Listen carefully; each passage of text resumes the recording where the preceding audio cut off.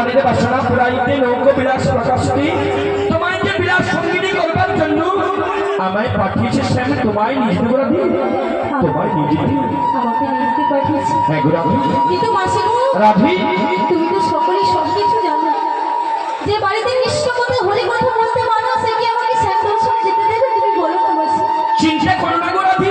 মাসি বাবা শাশুড়ি ননদির নিকট ছলনায় মন ভুলিয়ে দধি দুগ্ধে বাঁচার ছলে আমি তো অনুমতি নিই তবেই তোমার সম্মুখে এসেছি গো রাধি। তুমি অনুমতি নিয়ে এসেছো? হ্যাঁ গো রাধি। ওগো মাসি বলো না। আমার শাশুড়ি ননদি অনুমতি দিয়েছে। দিয়েছি গো রাধি দিয়েছি। যখন আমার শাশুড়ি ননদি অনুমতি দিয়েছে তবে মাসি এ তো বড় আনন্দের কথা। হ্যাঁ গো রাধি।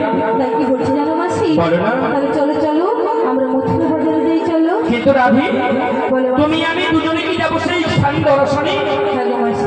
তোমার সেই ললিতা বিশাখা চিত্রা চপলতা সুদেবী তুগ্নবিদ্যা সবাইকে যে সঙ্গে নিয়ে যেতে হবে গো। হ্যাঁ গো মাসি হ্যাঁ। আর সাথে নেব সকল ব্রজবাসীদের মায়েদের সঙ্গে নিয়ে আমরা আনন্দ চলে যাবো গোবিন্দ দর্শনে। ওগো মাসি হ্যাঁ গো। তাই তুমি অপেক্ষা করো। আচ্ছা আমি আমার সখীদের দিকে নিচ্ছি। ঠিক আছে। ওরে ললিতা ওরে বিশাখা আহা তোরা কোথায়? তাড়াতাড়ি চলে আয়। কাটে না সময় যখন আর কিছুতেই রাধে রাধে। সখীর কথা ভেবে মনে রয় না। হরি বল হরি বল হরি বল। চাঁদরা